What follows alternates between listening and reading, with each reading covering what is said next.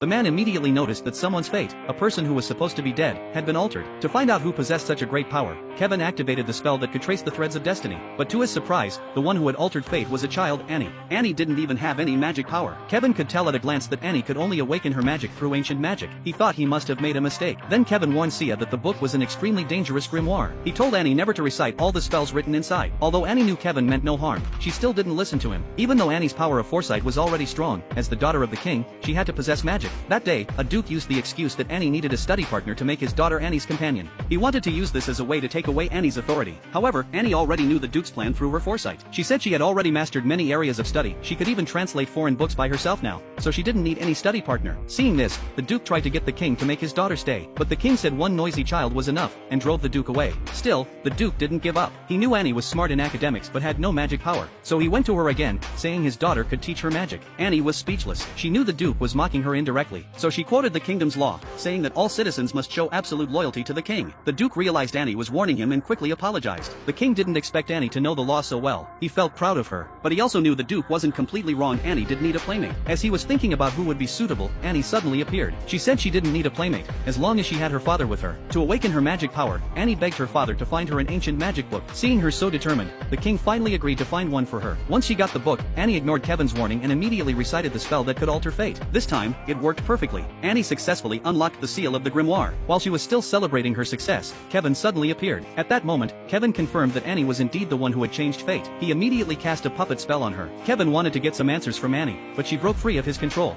Now, Annie possessed immense magical power. With just a few words, she cast a wind technique that trapped Kevin instantly.